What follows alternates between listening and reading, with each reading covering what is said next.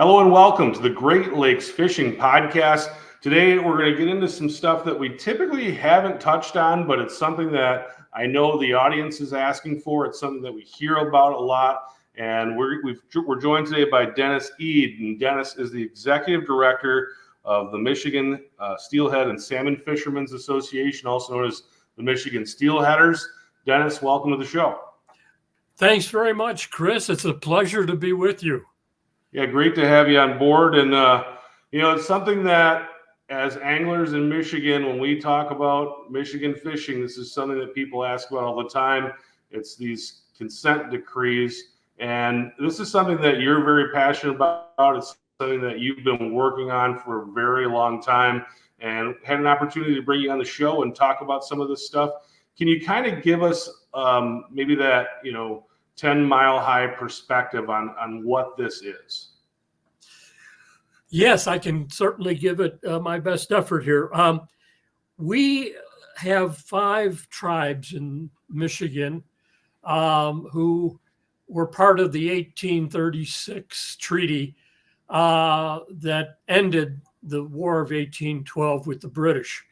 And as a result of that treaty, the tribes gave up land to the state of Michigan, but in so doing, preserved their rights to fish and hunt. And some of the tribal fishers created commercial operations and for decades have fished whitefish throughout the northern tier around the lower peninsula of Michigan, from Grand Haven all the way to Rogers City on the east side. And they've done that with a decree that did have a negotiated settlement in 1985 that eliminated or at least reduced the use of gill nets as a means of capturing commercial fish. And instead, the state provided the tribes with trap nets. Now, the difference is that gill nets are indiscriminate in the way they capture and ultimately kill fish. Very difficult to pull gill nets and save fish from that are not being targeted. So they are indiscriminate in what they take. Trap nets on the other hand are planted so that the fish are funneled in to the net, and then when their nets are raised, you can discriminate what sport fish go back in the lake and what commercial fish can remain in the catch rate in the boats. So it was a consent decree that lasted until 2000, and then we renewed it successfully. We, as sport fishermen, were not directly involved in the negotiations, but we were allowed to participate as an amici, which is a friend of the court. We could have input if the judge wanted to ask questions as to how the provisions of the negotiations affected sport fishing. And we could advise the state if we felt that any concessions would have a damaging impact on sport fishing.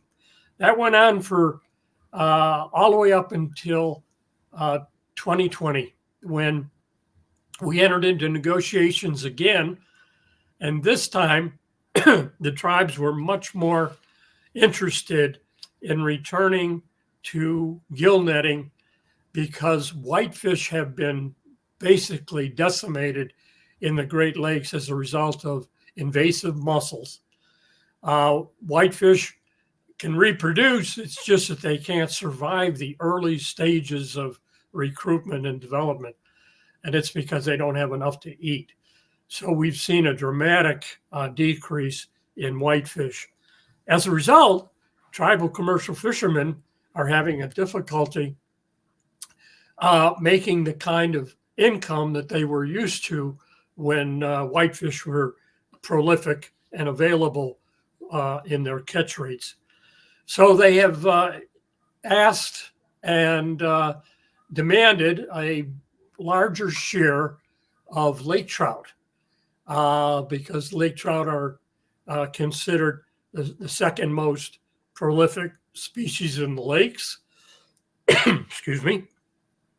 And they've also requested or demanded that gill netting be allowed again, in as much as it's a much more efficient and less costly means of gear to perform commercial fishing in their tribal zones. They've also demanded to expand the zones so that they have more opportunity. We felt as sport fishermen that really threatened sport fish, in as much as lake trout have been endangered for the last decade. And we're just getting to a point where they're reproducing well and they're sustainable. And this added pressure is going to threaten that.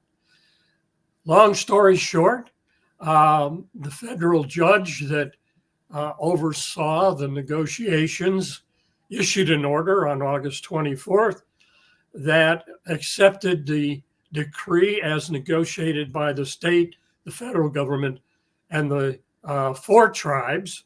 The Sioux tribe did not wish to consent to the agreement, and therefore is taking it to the Circuit Court of Appeals.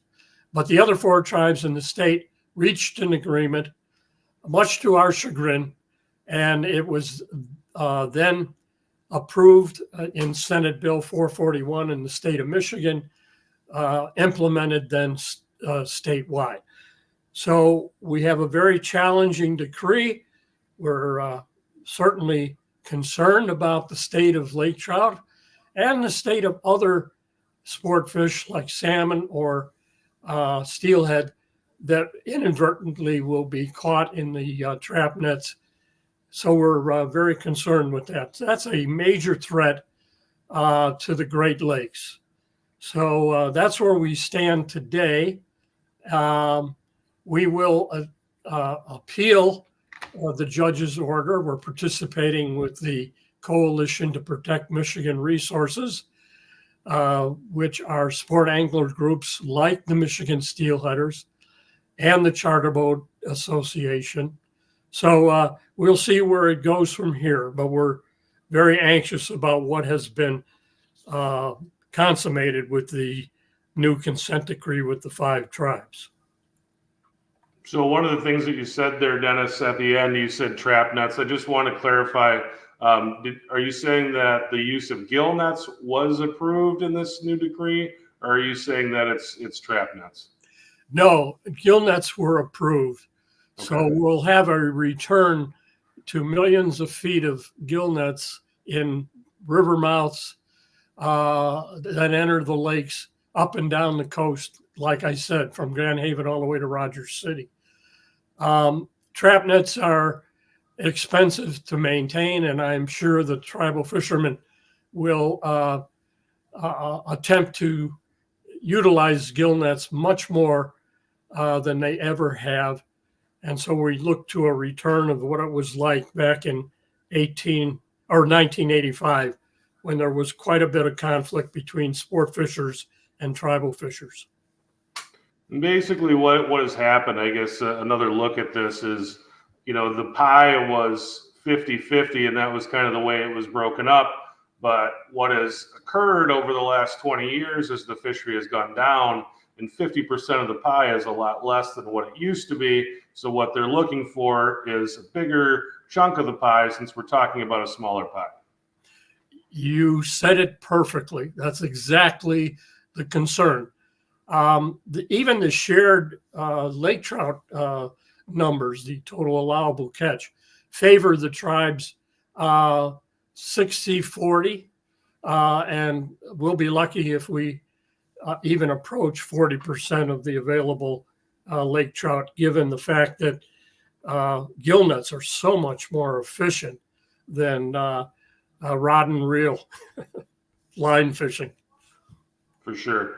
So we had a 1985 decree, we had a 2000 decree, then we had a 20, then that 2000 decree expired in 2020. So we had a 15-year term, a 20-year term. And I know you said that you guys are planning to appeal this decision, but if it's not an appeal, how long does this latest decree last? 24 years. And they will not, according to the decree language, monitor the state of the fishery for 6 years. So we were hoping that they would monitor annually to see what the impact of these new provisions have on the amount of fish available and the number of lake trout in the system. And instead, the decree said, no, that'll be evaluated every 6 years. So it wouldn't take more than 2 years if commercial fishers are extremely direct in trying to capture as much as they can to deplete the lake trout population to the point where they could be extirpated. So we're very concerned about that. So I often have DNR biologists on the show. We talk about all the different things that they have to balance. It's user groups typically. We have to make lake owners happy, and we have to make anglers happy, and in some cases, commercial anglers happy. In some cases, tribal groups happy. We're trying to create this balance all the time. Is what we're always being told. This sounds like to me maybe we're not looking at balance, and it's something that I think what happens is we have political groups that get involved, and whenever we start to involve politics, then everyone wants to win, and we're not so much concerned about the other side because we want to win on our side. And I know there's a lot of history involved in this, and people all have their own perspective on the way things should be. But what's kind of the Michigan DNR stance from your perspective anyway on this situation? Well, I will be fair to the Michigan DNR. They looked upon this negotiations with some trepidation. In the 1985 consent decree, they were not pleased with the demand to continue gill netting. And so they took it to the federal court to issue a declaration as to the fact that gill netting was adverse and should not be allowed. Judge Fox ruled that the tribes have the right to decide whatever gear they want to fish with, and the state cannot, in its capacity as a sovereign, dictate the kind of equipment that the tribes use. So he was very clear. You might be able to negotiate some kind of a consent decree that would limit, but in terms of the law, the tribes have the right to use whatever gear they determine is in the best interest of their efforts. So the state knew going into this consent decree that the tribes' demands couldn't be backed up if they ended up wanting to take them to court. So they tried to get as much as they could in the way of concessions, knowing that they did have a limitation. And as a result, the tribes were successful in getting gill netting to be a means that they can now use rather than trap netting. They also knew that the tribes had a right in their tribal zones, to catch lake trout. And as a result, they tried to come up with a way to reasonably protect the fishery for both sport fishing and the tribes. However, I think they could have put up a much stronger argument and tried to utilize sport fishermen more effectively by hearing what they had to say and sharing that with the tribes during negotiations. And that did not happen. The sport fishing community was pretty much gag ordered and not allowed to express what they felt was a concern for the overall state of the fishery, and especially the state of the lake trout fishery. Yeah, let's talk about that for a minute, because Lake Huron is certainly a lake that is coming back from a spot 20 years ago that was pretty rough, and it's definitely not quite where I think everybody would like it to be. But I think a lot of people thought it was coming back, and that things were starting. We're starting to see good signs. Starting to see the right things starting to happen there.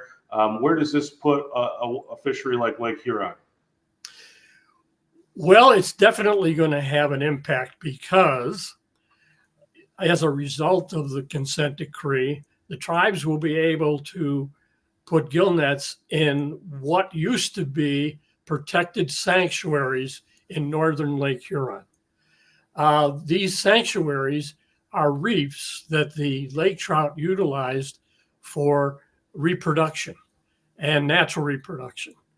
And they were off limits to tribal fishermen, because it was a way to make certain that we didn't overfish lake trout. Now the zone has been expanded for tribal fishers to include these refuges. And that means that we're threatening the natural recruitment of lake trout in northern Lake Huron. So that is not a wise decision or result as to the decree finalization. So, Dennis, I mean, what you're telling me, at least from your perspective anyway, basically what the tribes were looking for is what they got. Were there any concessions, at least on your end, that you feel like the state or the sport fishing angling community received from this deal? Well, we're suspect of what we may have received. I think the state's major concern was to get good reporting and good data. And so they put a major emphasis on getting the tribal fishers to commit to reporting their catches more frequently to the state, so that they could be monitored, and effectively the information could be utilized to manage the fishery, both in Lake Michigan, Lake Huron, and Lake Superior.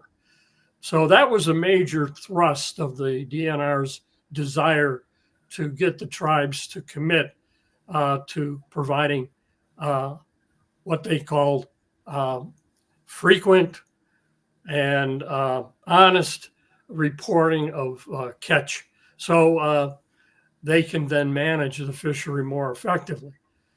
That is about the only thing that I can see that that they were successful in getting, and hopefully the tribal commercial fishers will cooperate and provide that in a timely manner.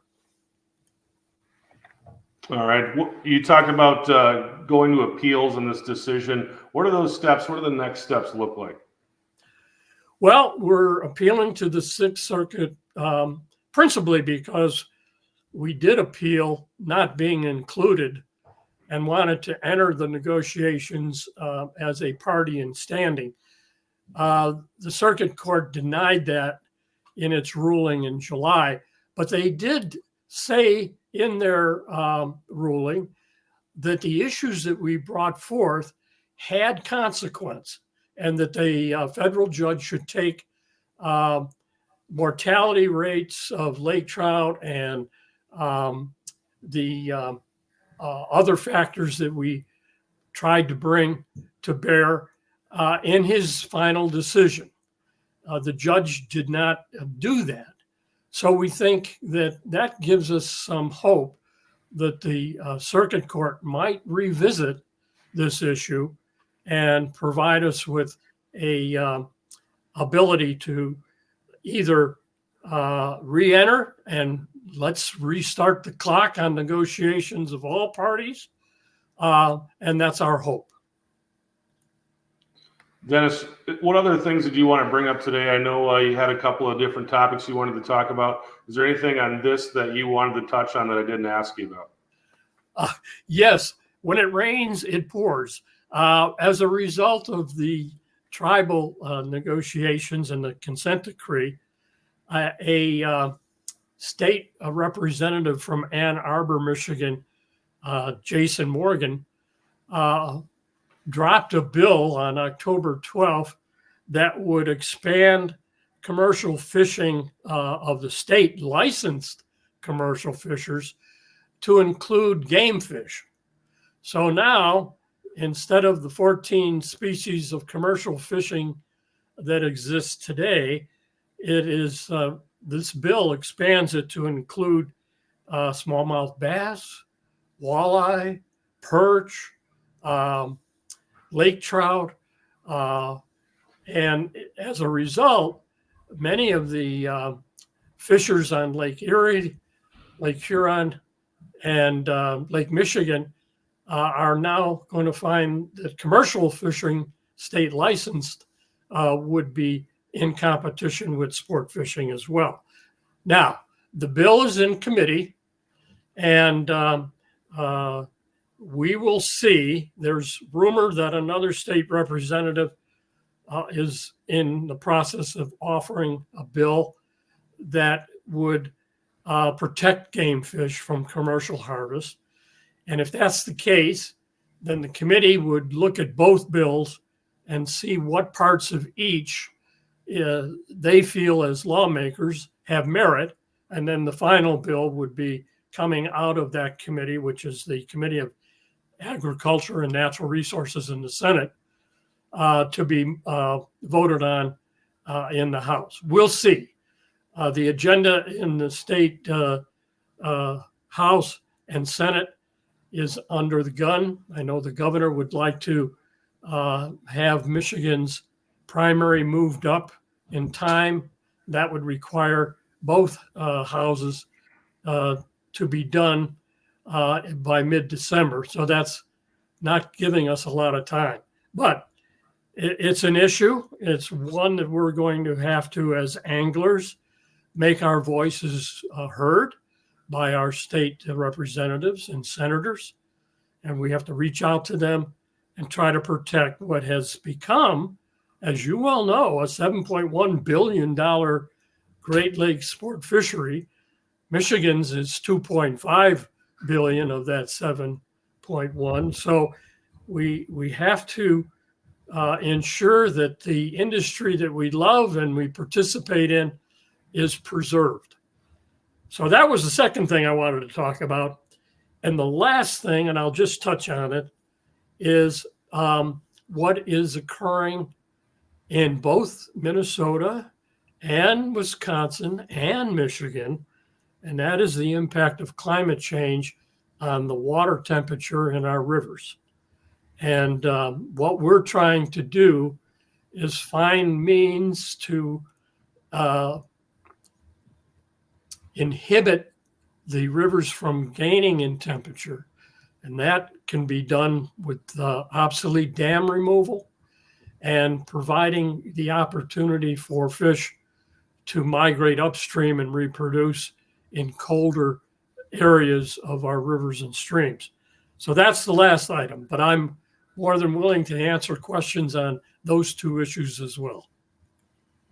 Yeah, a lot of things going on, Dennis, and Michigan is, it's basically right in the middle of the Great Lakes. You have three Great Lakes that touch the state. I think you're the only state that does that. So you have a lot of things going on there with the state of Michigan. And where do you kind of see things going, at least from the Michigan Steelheaders' perspective, on that topic of dam removal?